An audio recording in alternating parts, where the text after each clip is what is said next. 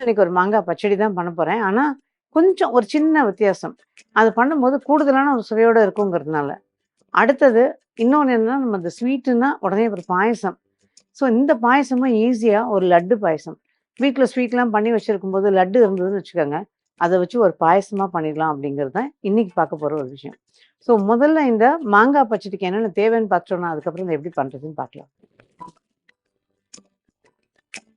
மாங்காய் வெல்ல பச்சடி செய்ய தேவையான பொருட்கள்: மாங்காய் துருவல் 2 கப், பொடித்த வெல்லம் 1 1/4 கப், பாசிப்பருப்பு 1/4 கப் வேக வைத்துக் கொள்ளவும். மிளகாய்த்தூள் 1 டீஸ்பூன், காய்ந்த மிளகாய் 3 துண்டுகளாக்கவும், கடுகு 1/2 டீஸ்பூன், எண்ணெய் 2 டீஸ்பூன், உப்பு 1 சிட்டிகை. இப்ப இந்த மாங்காய் பச்சடிக்கு தேவையான பொருள்லாம் பார்த்தோம். இதுக்கு பார்த்தீங்கன்னா, நான் ஒரு மாங்காய் அதாவது மூக்கு மாங்கான்னு சொல்லுவாங்க. செட்டிநாடு பக்கம்லாம் பார்த்தீங்கன்னா, கல்லா மாங்கான்னு சொல்லுவாங்க. அதாவது மூக்கு மாங்காய். இது வந்து அதிகமா புளிப்பும் இருக்காது, ரொம்ப இனிப்பாவும் இருக்காது. ஸோ அந்த மாரி ஒரு மாங்காய தான் நம்ம பச்சடி பண்ண போறோம். இல்ல நல்ல புளிப்பு பிடிக்கும்னு நினைக்கிறவங்க, மத்த மாங்காய நீங்க எடுத்து வாங்கிக்கலாம். அந்த மாரி ஒரு மாங்காய் நார்மல் சைஸு. அத இது வந்து துருவி எடுத்திருக்கேன். ஏறக்குறைய ஒரு 2 கப்பு துருவல் இருக்கும். இதுக்கு நான் ஒரு 2 கப்பு தண்ணி அடுப்புல வச்சிருக்கேன். இந்த மாங்காயும் பார்த்தீங்கன்னா, நான் தோல்லாம் நீக்கலைங்க. தோல் அப்படியே தோலோட தான் சீவியிருக்கேன். நல்லா கழுவி தொடச்சிட்டு தோலோட துருவியிருக்கோம். இந்த கொதிக்கிற தண்ணி அதாவது தண்ணிய கொதிக்க வச்சிருக்கேன். இந்த கொதிக்கிற தண்ணியில இந்த துருவல சேர்த்துறலாம். இத வந்து சின்ன சின்ன துண்டுகளா நறுக்கி போட்டு அப்படி பண்ணணும்னு பிரியப்படுறவங்களும் பண்ணிக்கலாம். நான் வந்து இன்னைக்கு துருவி போட்டிருக்கேன். ஏன்னா, இது நல்லா பைண்ட் ஆயி நல்லா இருக்குங்கிறதுனால, இது துருவி தான் போட்டிருக்கேன். இப்ப இது வேகணும் மாங்கா. அதோட கூட மிளகாய் தூள். 1 டீஸ்பூன் மிளகாய்த்தூள் அளவுக்கு போதும். அப்புறம் ஒரு சிட்டிகை உப்பு. இது நல்லா கொதிச்சு ஒரு 1/2 வேக்காடு வெந்ததுக்கப்புறம் உப்பு போட்டுக்கலாம். இதுக்கு 1லேருந்து 1 1/4 கப் அளவுக்கு வெல்லம். நல்ல இனிப்பு பிடிக்குங்கிறவங்க 1 1/4 போடலாம். ஓரளவுக்கு நார்மல் இனிப்பு போதும்னு நினைக்கிறவங்க 1 கப் எடுத்துக்கலாம். இதுல இன்னொரு விஷயம் என்னன்னா, மாங்காவோட புளிப்பு தன்மைய பொறுத்து வெல்லத்த கொஞ்சம் கூட்டி குறைச்சு போட்டுக்கணும். இது எப்படி சமைச்சு நம்ம வந்து அன்னைக்கு நாள் கிழமையில சாமிக்கெல்லாம் வச்சுட்டு தானே சாப்பிடுவோம். அப்படி எப்படி வாயில போடுறதுன்னு யோசிப்பீங்க. வெல்லத்த வந்து யூசுவலா நான்லாம் என்ன பண்ணுவேன், வெல்லத்த உருக்கி வேணுங்கிற அளவுக்கு எடுத்து அதில ஊத்திருவோம். இந்த அளவே வச்சு ஊத்திப்போம். சில நேரங்கள்ல அந்த வெல்லத்தோட அளவு பார்த்தீங்கன்னா, கம்மியா இருக்க மாரி இருக்கும். மாங்காயோட புளிப்பு அதிகமா இருக்கும். அப்ப சுவாமிக்கு படைக்கிறதெல்லாம் படைச்சு எடுத்து வச்சுட்டு, திரும்ப வெல்லத்த கொஞ்சமா கரைச்சு, அடுப்புல வச்சு கரைச்சுட்டு, அதுக்கப்புறம் அதில ஊத்தி நல்லா கிளறிடுவோம். ஸோ அது பேலன்ஸ் ஆயிடும். அதனால முதல்லயே நம்ம ஊத்தணுங்கிறது 1லேருந்து 1 1/4 கப்புன்னு கணக்கு வச்சுக்கலாம், மாங்காய பொறுத்து. ஸோ இந்த வெல்லத்த வந்து நான் இப்போ வெல்லம் கொஞ்சம் கொண்டு வந்திருக்கேன். இத இன்னொரு பாத்திரத்துல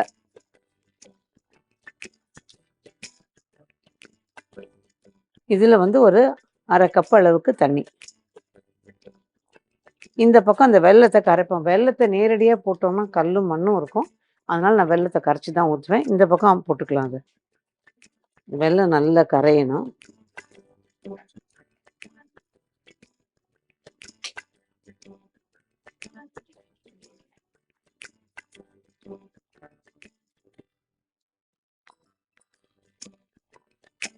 அவ்வளோதான். இப்ப இந்த வெல்லமும் நல்லா கரையணும். வெல்லம் கரையட்டும். கரைஞ்சதுக்கப்புறம் அதில வடிகட்டி ஊத்திக்கலாம். அந்த வடிகட்டி ஊத்துறதுக்கு முன்னாடி ஒரு தடவ 3/4 பதம் மாங்காய். ஏன்னா மாங்காய் ரொம்ப குழஞ்சு வெந்தாலும் வாயில மழுமழுன்னு தட்டுப்படும். அத விட கூட கொஞ்சம் அப்படி லேசா ஒரு இந்த இதில வெந்திருந்துன்னு வச்சுக்கங்க, நமக்கு கடிச்சு சாப்பிட நல்லாயிருக்கும். அதே மாரி துண்டுகளா போட்டு கூட நீங்க இத பண்ணிக்கலாம். அதுவும் வந்து பிரியப்பட்டவங்க பொடி துண்டா நறுக்கி போட்டுக்கலாம். அல்லது கொஞ்சம் பெரிய துண்டாவும் போட்டுக்கலாம். ஏன்னா சில பேருக்கு பார்த்தீங்கன்னா, அ அத வந்து தயிர் சாதத்துக்கு தொட்டுன்னு சாப்பிடுறதுக்கு ரொம்ப பிடிக்கும் அந்த துண்ட. அதனால அந்த மாரியும் போட்டுக்கலாம். ஸோ இது கொஞ்சம் வேகட்டும். இதுவும் நல்லா கரையட்டும்.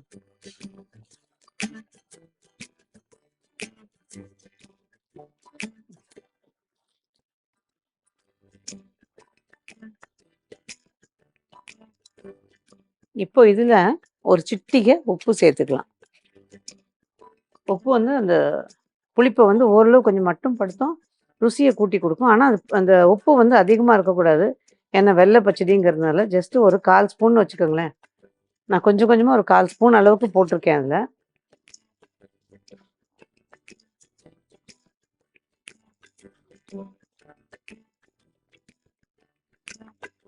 இது இன்னும் கொஞ்சம் ஒரு துளி வெந்ததுன்னா நல்லாயிருக்கும். வெல்லம் ஊத்துனோனே விரைச்சுக்கும். அப்ப என்ன ஆகும், அது வேகறதுக்கான நேரம் வந்து இன்னும் கொஞ்சம் கூடுதலா தேவைப்படும். அதனால ஓரளவுக்கு வெந்ததுக்கப்புறம் நம்ம வெல்லம் ஊத்துவோம். சரி, இன்னொரு பொருள் சேர்க்க போறேன்னு சொன்னேன் இல்லையா? இது வந்து பெரிய விஷயமா ஒண்ணும் இல்ல. ஒரு 1/4 கப்பு பாசிப்பருப்பு. அந்த பாசிப்பருப்பு எடுத்து லேசா ஒரு வறுத்துட்டு, அதுக்கப்புறம் ஓரளவுக்கு நல்லா வேக வச்சு இதோட சேர்த்துக்கலாம். குழைய வேக வச்சு சேர்த்தீங்கன்னா, நல்லா பைண்ட் ஆகும். கொஞ்சம் பருப்பு வந்து நல்லா வெந்து, மலர்ந்து வெந்து, ஆனா கொஞ்சம் உதிரியா இருக்கா மாரி வச்சுக்கோங்க. அந்த மாரி இருந்ததுன்னா, வாயில தட்டுப்படும்போது நல்லாருக்கும். ஸோ இந்த பாசி பருப்பு வந்து இந்த ருசிய வந்து கூட்டி குடுக்கறது மட்டும் இல்லாம, அந்த வாசனையும் நல்லாருக்கும் அதுக்கு. ஸோ அதுக்காக தான் இந்த பாசி பருப்பு இதில சேர்த்துருக்கேன். பொதுவா நம்ம வந்து மாங்காய் பச்சடினா வெல்லம், மாங்காய் அதோட நிறுத்திடுவோம். அதே மாரி நெறைய பேரு வந்து வேப்பம்பூ, அது வந்து இந்த சமயத்தில கலந்து அது ஒரு வறுத்துட்டு இதில சேர்ப்பாங்க ஒரு துளி. அந்த மாரி சேர்க்கிறவங்களும் சேர்த்துக்கலாம் இதுல. நான் ஆனா இன்னைக்கு சேர்க்கல அதுல. மாங்காய் ஓரளவுக்கு வெந்திருக்கு. இப்போ இதுல வெல்லத்த வந்து ஊத்திருவோம். ஆல்மோஸ்ட் இதுவும் கரைஞ்சிருச்சு. இப்ப அடுப்ப ஆஃப் பண்ணிட்டு, ஒரு 10, 20 செகண்ட் விட்டுறணும். ஏன்னா, இந்த மண்ணெல்லாம் மேல நிக்கிறது அப்படியே இந்த குப்பை, செத்த, மண்ணு இதெல்லாம் கீழ் தங்கிரும். அதுக்கப்புறமா நம்ம வடிகட்டி ஊத்துனோம்னா, சுத்தமா நல்லாருக்கும். ஸோ இப்போ ஒரு 10 செகண்ட் அத விட்டுறலாம். அவ்வளோதான். இப்ப மாங்காவும் ரெடி ஆயிருச்சு. இந்த வெல்லத்தையும் ஊத்த போறோம்.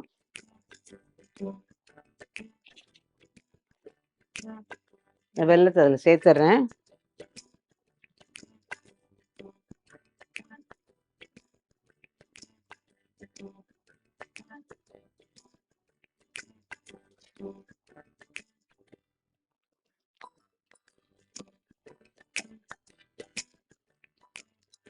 இப்ப இதோட நம்ம இந்த வேக வச்சு வச்சிருக்கோம் இல்லையா? பாசிப்பருப்பு வறுத்து வேக வச்சு வச்சிருக்கேன்.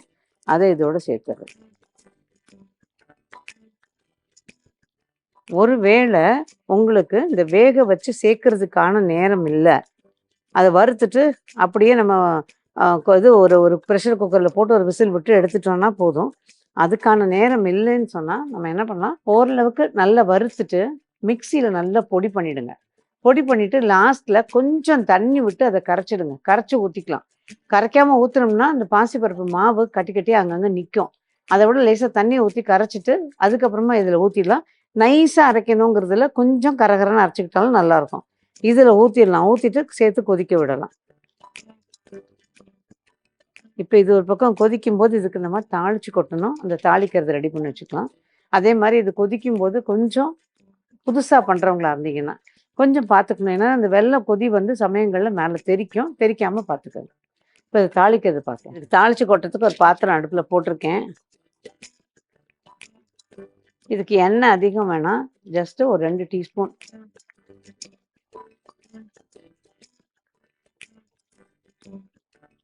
காஞ்ச மிளகா ஒரு 3 கிள்ளி வச்சிருக்கேன், நீட்டு மிளகா. அது கொஞ்சம் காரம் கம்மியா இருக்கும். அதனால கொஞ்சம் ஒரு 3 மிளகா மட்டும் வாசனைக்காக. அது ஒரு மாரி நல்ல ஒரு வாசனை குடுக்கும். இப்ப இந்த நேரத்துல செக் பண்ணிக்கங்க. செக் பண்ணிக்கிட்டு ஒரு பூஜையில வைக்கிறதுக்கு இதுவா இருந்ததுன்னா, அப்படியே நீங்க லாஸ்ட்ல நான் சொன்ன மாரி போட்டுக்கலாம். அல்லது வீட்டுக்கு வெறுமனே பண்றீங்கன்னா, இப்ப செக் பண்ணிட்டு கூட நீங்க வெல்லத்த கரைச்சு இதுல சேர்த்துடலாம்.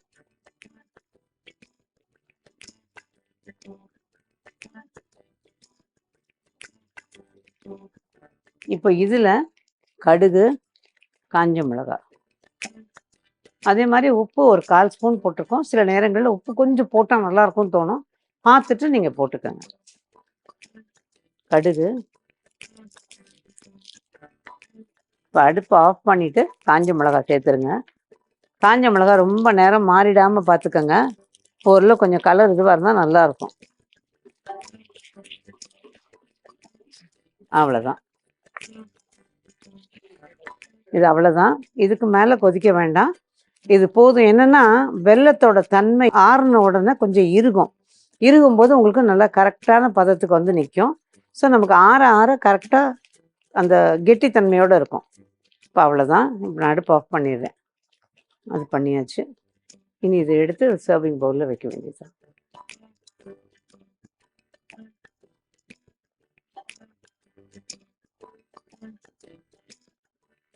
இப்பவே நம்ம வச்சதுக்கும் அதுக்கும் இப்ப கொஞ்சம் இறுகுன மாதிரி இருக்கு பாருங்க.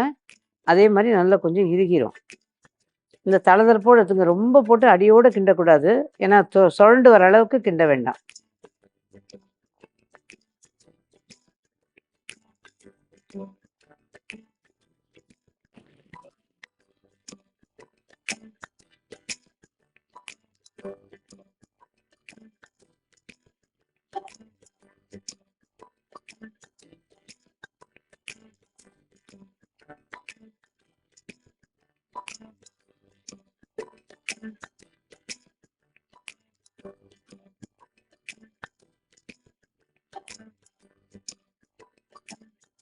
மாங்காய் வெள்ள பச்சடிக்கு ஒரு சின்ன ரீகேப்.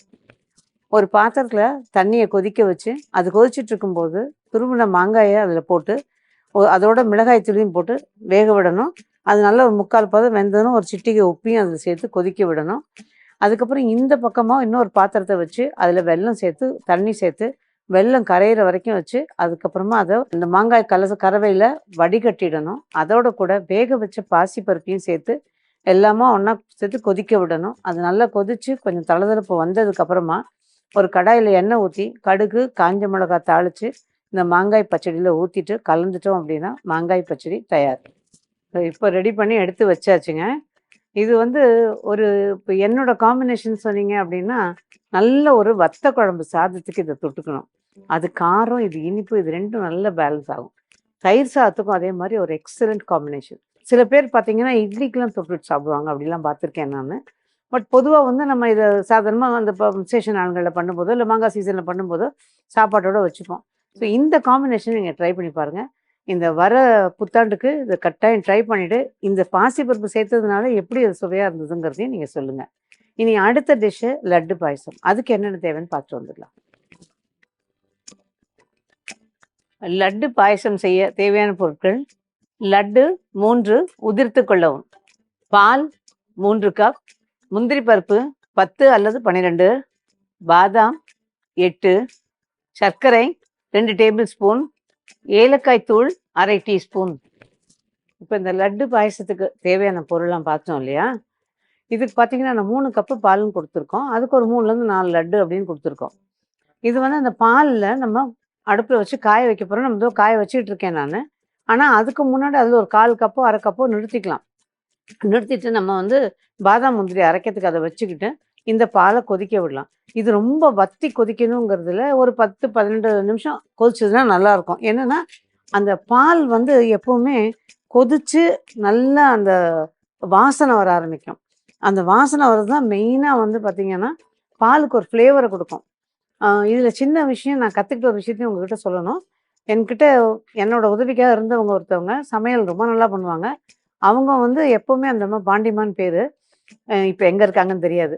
அவங்க சொல்லுவாங்க எப்போவுமே பாலை வந்து நல்லா கொதிக்க ஊற்றி பச்சை வாசனை போகணுமாம்பாங்க. அப்படியே பாலில் எப்படி பச்சை வாசனைனா, இல்லைன்னம்மா நீங்கள் கொதிக்க விடுங்க அப்போ தெரியும். அந்த கொதிக்க கொதிக்க தான் அந்த பச்சை வாசனை போய் அந்த பாலுக்கு ஒரு நல்ல ஃப்ளேவர் கொடுக்கும். அதனால தான் இன்றைக்கும் இந்த டீ கடையோ காஃபி கடையிலையோ போய் குடித்தோன்னா, ஏன்னா பால் அடுப்பில் கொதிச்சிட்டே இருக்கும் பாருங்கள், ஒரு நல்ல ஃப்ளேவர் கொடுக்கும். அதனால தான் அதை கொதிக்க வைக்கணும்னு சொல்கிறாங்க. அந்த மாதிரி தான் இதையும் இப்போ கொதிக்க வைக்கும்போது ஒரு நல்ல ஃப்ளேவர் கொடுக்கும். இது மாதிரி கொதிச்சுட்டு இருக்கட்டும். இதுக்கு இடையில முந்திரி பருப்பு வெந்நீரில் ஊற்றி ஊற வச்சுருந்தேன். இது 10 நிமிஷம் ஊறினா போதும். அதே மாதிரி பாதாம், அதையும் பார்த்தீங்கன்னா வெந்நீரில் ஊற வச்சு மேல் தோலை நீக்கிட்டு அதையும் வச்சுருக்கேன். இதுக்கு கொஞ்சமாக பால். இது எல்லாத்தையும் ஒன்றா நம்ம பாலை ஊற்றி அரைக்கணும். பால் ஊற்றுறது பத்தலைன்னா இன்னும் கொஞ்சம் பால் எடுத்து ஊற்றிக்கலாம், அல்லது கொஞ்சம் தண்ணியை ஊற்றி நல்லா ஓரளவுக்கு ரொம்ப நைஸாக வேணுங்கிறதுல கொஞ்சம் ஒரு துளி கரகரப்பாக இருந்ததுன்னா நல்லாயிருக்கும். அதுக்கப்புறமா எடுத்து இதோடு நம்ம கலந்துக்கலாம். இதை முதல்ல அரைச்சிட்டு வந்துடுவோம். இப்போ இதை நல்லா அரைச்சாச்சு. அரைச்சதை வந்து நம்ம கொதிச்சிட்ருக்க பாலில் அதை ஊற்றிடுவோம்.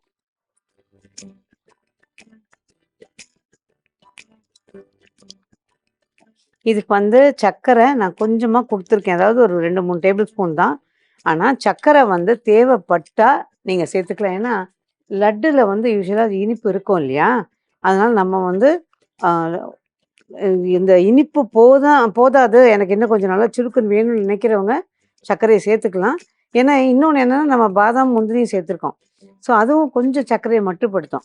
அதனால் வேணுங்கிறவங்க அதை சேர்த்துக்கலாம். இதை சாப்பிட்டுட்டு நம்ம பார்த்துட்டு அதுக்கப்புறம் சர்க்கரையை சேர்த்துக்கிறது தப்பு கிடையாது. அல்லது சர்க்கரைக்கு பதிலா நீங்க கண்டென்ஸ்டு மில்க்க கூட ஊத்திக்கலாம். அவ்வளோதான். இப்ப இதுல கொஞ்சம் தண்ணி ஊத்தி அத அரைச்சு வச்சிருந்த விழுதுலேருந்து கொஞ்சமா அத திருப்பி தண்ணி ஊத்தி கரைச்சு எடுத்துக்கிறேன். அவ்வளோதான். சரி, லட்டு வச்சிருக்கிறவங்க வீட்ல லட்டு போட்டு பண்ணிடுறோம். லட்டு இல்லாதவங்க என்ன பண்ணலாம் அப்படின்னு கேட்டிங்கன்னா, இது மாதிரி காய்ச்சி வச்சுட்டு, நம்ம பூந்திய போட்டு எடுத்துக்கிட்டு, அது சர்க்கரை பாகுலலாம் போடணும்னு அவசியம் கிடையாது. கொஞ்சமா ஒரு 1/4 கப்போ, 1/2 கப்போ மாவ கரைச்சு டக்குன்னு ஒரு குட்டி கடாயில வச்சு, அந்த பூந்திய போட்டு எடுத்துக்கிட்டு, அதுக்கப்புறமா அது இதில வந்து சர்க்கரைய சேர்த்து காய்ச்சிருவோம். ஸோ பரிமாறுற போது நீங்க வந்து இதே மாரி எல்லாம் ரெடி பண்ணதுக்கப்புறம் லாஸ்ட்ல வந்து அந்த பூந்திய போட்டு நீங்க பரிமாறுனீங்கன்னா கரெக்ட்டா இருக்கும். ஸோ அதுவும் ஒரு மாரி வித்தியாசமா நல்லாயிருக்கும். அதே மாரி இது ரொம்ப சூடா இருக்கும்போது நம்ம போட வேணாம். ஒரு ஒரு 5, 10 நிமிஷம் ஆற விட்டுட்டு போட்டீங்கன்னா, உங்களுக்கு வந்து அந்த பூந்தி வந்து இந்த சாஃப்ட்னஸ்ஸு அது சாஃப்ட்டாவும் இருக்கும், கொஞ்சம் கிரிஸ்பாவும் இருக்கும். ரொம்ப அப்படியே சேர்ந்து போயிடாம நல்லாயிருக்கும். ஏன்னா சில நேரம் வந்து கத கதன்னு அப்படியே ஊறி போய் இதுவா இருக்கும். அதனால சாப்பிடும்போது கொஞ்சம் போட்டுக்கிட்டு பரிமாறுனீங்கன்னா நல்லாயிருக்கும். சரி, லட்டுல யூசுவலா நம்ம வந்து முந்திரி, திராட்சை, அதுக்கப்புறம் இந்த லவங்கம்லாம் சேர்ப்போம். இதெல்லாம் உதுத்துட்டு எடுத்துறணும். எடுத்துட்டு அதுக்கப்புறமா அது பண்ணிக்கணும். இது ஆக்சுவலா பார்த்தீங்கன்னா, பதிர்பேணி பண்ணும்போது, பதிர்பேணி பரிமாறும்போது, மேல ஒரு 1/2 லட்டு வச்சு, இந்த மாரி ரபடிய ஊத்தி பண்ணுவாங்க. ஸோ, அது அப்படி பரிமாறுறதுக்கு நம்ம பதிர்பேணி தேடி போகணும். அதுக்கு பதிலா ஒரு பாயசமா பண்ணா எப்படி இருக்கும்னு நெனச்சு தான் நான் இது பண்ணேன். நல்லா வந்தது. வீட்லயும் எல்லாருக்கும் பிடிச்சதுனால, இன்னைக்கு நேர்ல நான் உங்களோட ஷேர் பண்ணிக்கிறேன். நீங்களும் ட்ரை பண்ணி பாருங்க. இப்ப இது கொதிச்சது போதும். இத ஆஃப் பண்ணிடுறேன். இப்ப கொஞ்சமா ஏலக்காய் தூள் அதில சேர்க்கணும்.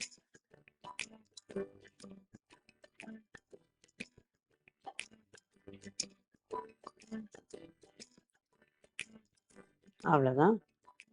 இப்போ ஒரு 5 நிமிஷம் ஆறட்டும். அதுக்கப்புறமா அதில ஏன்னா நம்ம இப்போ உடனே பரிமாறிடுவோம். அதனால அத எடுத்துக்குவோம். நீங்க வீட்ல பண்றீங்கன்னா, கொஞ்சம் விட்டுட்டு, அதுக்கப்புறமா நீங்க பரிமாறும்போது இத போட்டுக்கங்க. இனிப்பு மட்டும் செக் பண்ணிக்கங்க. இந்த லட்டுல உள்ள இனிப்பு பத்தலன்னா, நீங்க திரும்ப இனிப்பு சேர்த்துக்கலாம். அவ்வளோதான். அதே மாரி முக்கியமான ஒரு குறிப்பு, பாதாம் அரைச்சு, முந்திரியும் பாதாம் அரைச்சு ஊத்துறோம் இல்லையா? உடனே நல்லா கிளறிடணும். இல்லன்னா அது அங்கங்க அப்படியே ஒரு மாரி கட்டி தட்டுன மாரி நிக்கும். அதனால உடனே அத நல்லா கிளறிடுங்க. இப்ப இது அவ்வளோதான். இத ஆற விட்டுட்டுருக்கோம். இப்ப பூந்திய கலந்துருவேன். ஆனா அதுக்கு முன்னாடி ஒரு சின்ன இது. பூந்தி வச்சு பண்றீங்க. ஏன் நம்ம இத வந்து மைசூர் பாகு அந்த மாரி மீந்தா அதெல்லாம் பண்ணி ட்ரை பண்ணலாமா? அப்படின்னா, மைசூர் பாகுலாம் முடியாதுங்க. ஏன்னா மைசூர் பாகுல நெறைய நெய்யி.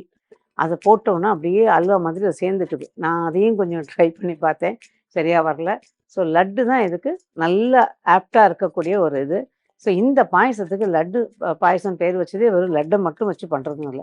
ஸோ லட்டு மட்டும் தான் எனக்கு சரியா இருக்கும். அதே மாரி இன்னொன்னு என்னன்னா, நம்ம கடல மாவுல பூந்தி பண்றோம் இல்லையா? அதுக்கு பதிலா கொஞ்சமா மைதாவ அப்போஸ் பண்றவங்க மைதா சேர்த்துக்க வேண்டாம். என்னைக்காவது ஒரு நாளுங்கிற போது தப்பில்ல. மைதாவ கரைச்சு, கொஞ்சம் சிட்டிக ஆப்ப சோடா போட்டு அதோட கரைச்சுட்டு, இதே மாரி பூந்தி போட்டீங்கன்னா, அழகா பூந்தி வரும்.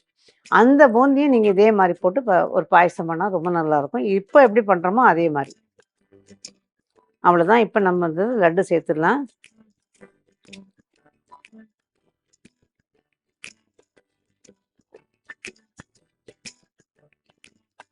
இப்ப இந்த பூந்திய சேர்த்தாச்சு.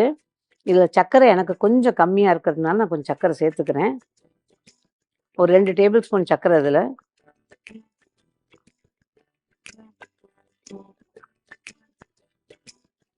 அவ்வளோதான். இந்த இளம் சூட்ல வந்து சர்க்கரை கரைஞ்சிரும். இனிமே நம்ம வந்து ஒரு சர்விங் டிஷ்ல எடுக்க வேண்டியதுதான். சர்விங் டிஷ்ல எடுத்துருவோம். இத வந்து அது முத்து முத்தா அது அழகா மிதக்கறது பார்க்க நல்லா இருக்கு பாருங்க. இனிப்பு பாருங்க. இனிப்பு ஓரளவுக்கு நம்ம வந்து 2 டேபிள் ஸ்பூன் சர்க்கரை சேர்த்துருக்கேன். பத்தலன்னா இன்னும் கூட கொஞ்சம் சேர்த்துக்கலாம். பரிமாறும்போது இது ஒவ்வொரு தடவையும் நல்லா கலந்து கலந்து விட்டு பரிமாறுனீங்கன்னா தான், அந்த பூந்தி வந்து பரவலா எல்லாத்துலயும் வரும்.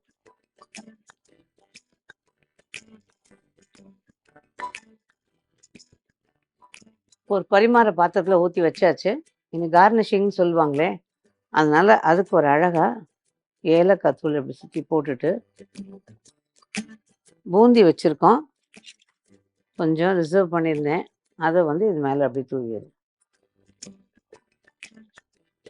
இது ஆக்சுவலாக வந்தீங்கன்னா உள்ளே அமிழ்ந்து போயிடும். அது ஊற ஊற இதுவாக இருக்கும். மேலே அழகாக மிதக்க ஆரம்பிக்கும். பார்க்கறதுக்கும் அழகாக இருக்கும். இது வந்து லட்டு பாயசம் அப்படின்னு சொல்கிறது கூட முத்து பாயசம் கூட சொல்லிக்கலாம் போல. ஏன்னா அழகழகாக முத்து முத்தாக மிதக்கும். எது பேர் வச்சாலும் டேஸ்ட் நல்லா இருக்கும்னா டேஸ்ட் நல்லா இருக்குங்க.